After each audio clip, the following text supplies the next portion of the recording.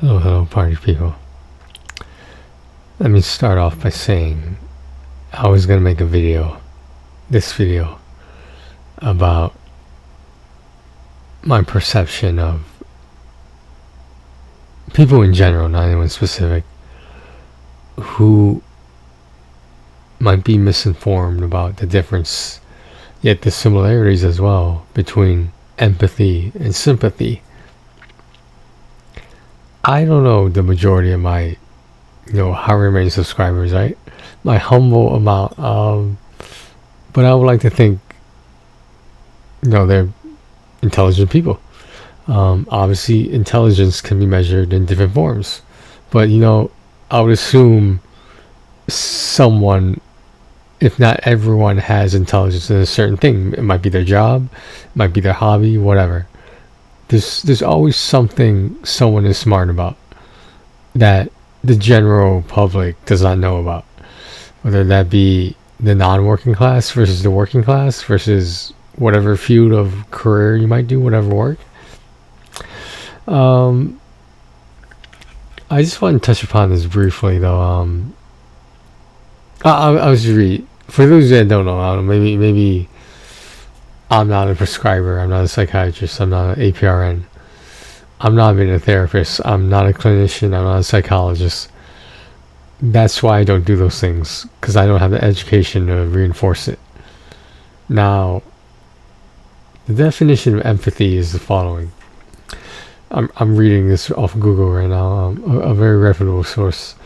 The ability to understand and share the feelings of another. That's what empathy is. Emphasis on sharing. Sympathy. Feelings of pity and sorrow for someone else's misfortune. So I would like to think people in general know how those two are different. Empathy is more putting yourself in someone's shoes, whereas sympathy is you just feel bad for them. Like, maybe in the back of your mind thinking, holy shit, I'm glad that's not me, whatever that bad news might be. So let's continue on a main character syndrome. Syndrome is not the correct word to use here, but who cares? The first paragraph from psychcentral.com, so this is a reliable source there.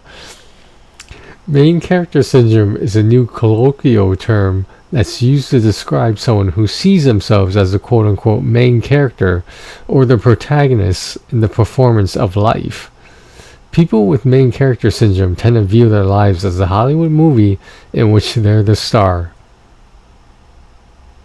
So you see how a lack of empathy is related to the main character syndrome, right?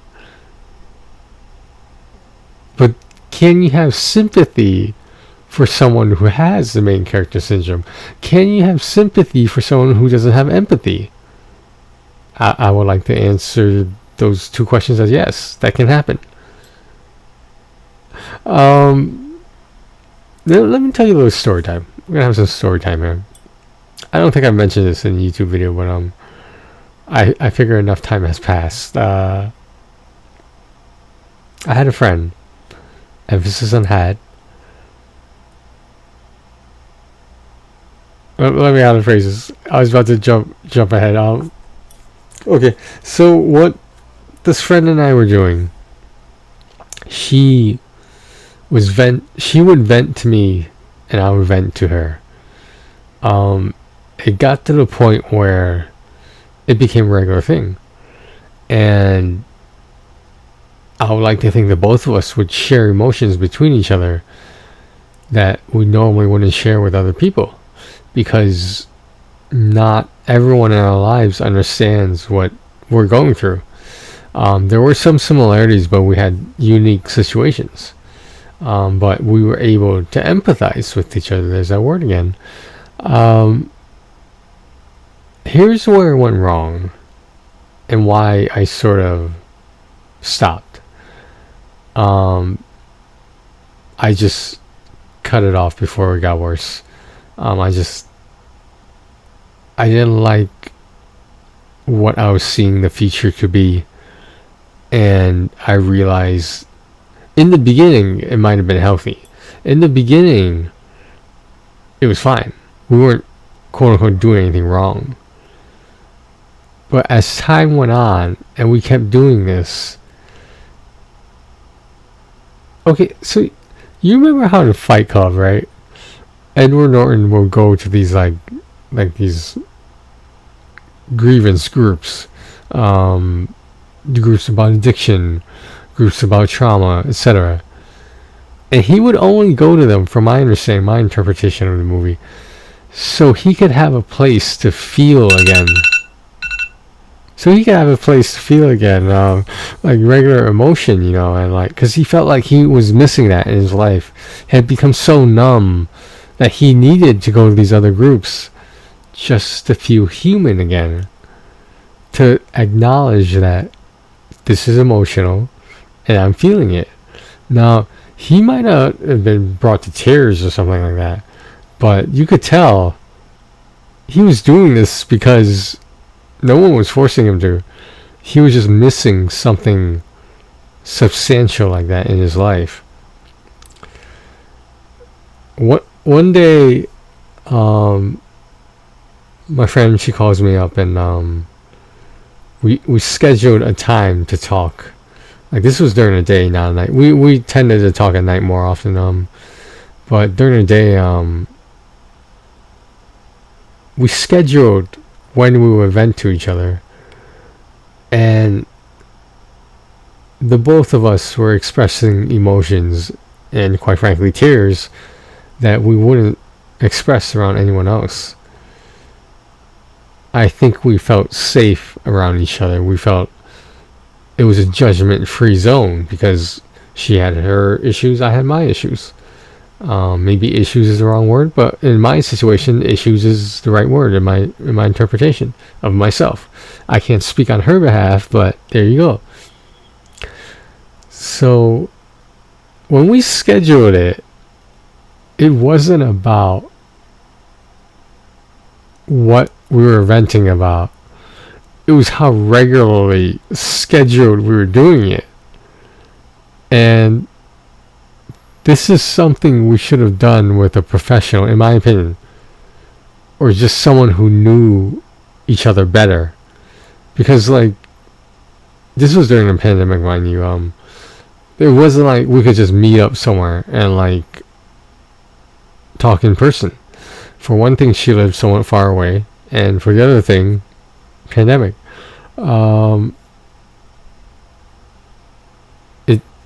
I just didn't see that. I didn't like the path things were going down, and I figured this is probably not going to end well. And something did happen, and I don't even know if you call it a disagreement, but our little schedule of venting was cut short. So why do I bring that story up? I bring that story up because it was a symbiotic relationship. It was mutual. Except in this situation, we were feeding off each other. I was experiencing her emotion, and I would reflect upon it, being like, holy shit, I'm glad that's not me. Or holy shit, I can't believe she's going through this. And it seemed healthy at first, because we were analyzing, we were interpreting, we were giving advice and trying to think of how to make things better. Why is my video acting choppy right now? Okay. This computer situation is driving me crazy. Anyway, yeah, so I wish it didn't have to end that way, but I just I felt bad because I was concerned whether I was really helping her or not, or if I was just adding more fuel to the fire. And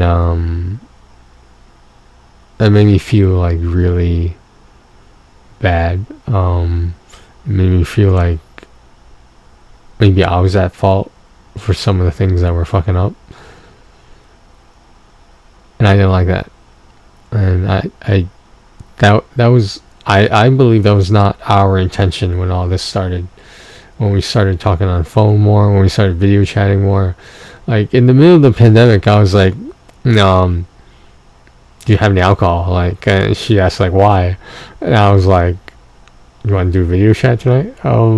And she was open to it. And I think a couple of occasions we actually talked like that. It wasn't a lot. I want to say a couple, but I'm not sure. We would just talk about whatever. We'd crack some jokes and drink. And obviously, this wasn't in person as it was on FaceTime, you know. But at the time, it was very helpful. When things started to look better in the scope of the world during and after the pandemic, you know, the waning off of it,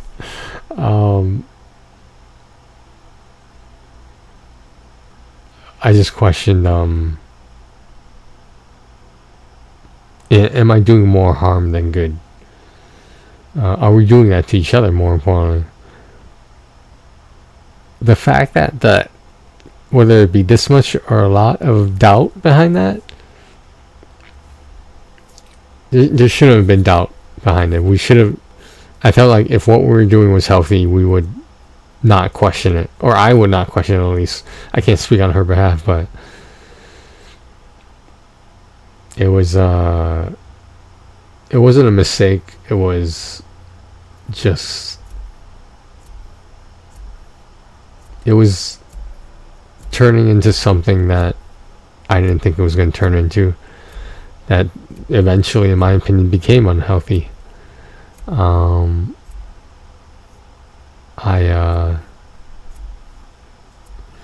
don't want to say I was targeted, but I felt like I was an easy target, and whatever she was distressed about, like I remember what it is. I'm not gonna say it here, but you know, whatever she was distressed about might be. I didn't want to make it worse, and it just seemed like I was making it worse. And in hindsight, should I have just talked to her about it? Of course. Would she have listened? I don't know. Would she have even picked up the phone if I called her? I don't know. I will never know. And that is the story for tonight. So I hope you gathered something from that story, because yeah, I don't believe I talked about it much, because like we would talk about things that upset her, things that upset me about anything in our lives, you know, or whatever. And it didn't have to go down that way. And it's maybe regret is the wrong word, but maybe it's the right word. I regret not fixing that, so to speak. I regret not stopping the snowball from, you know, getting bigger and bigger, rolling downhill. Because you know what they say? They say shit rolls downhill, right? Alright guys, thanks for listening. I'm sorry this video might not have been as jolly as some might have expected, but dude, I set everything up on my PlayStation today, like to record a video, and I forgot I don't have a capture card right now, and I was so disappointed. Oh my god. Alright, you wouldn't understand if you don't have your own YouTube channel. If you're not a gamer, then like you don't understand how disappointing that was for me. Maybe there's some gamers, some YouTubers, some Twitchers out there who do. I feel your pain, and I hope you feel my pain. Do you get what's going on there? Do you get it? Now do you get it? Alright guys, take care of yourselves and each other. Where's the mouse at? I need to stop this recording. Where's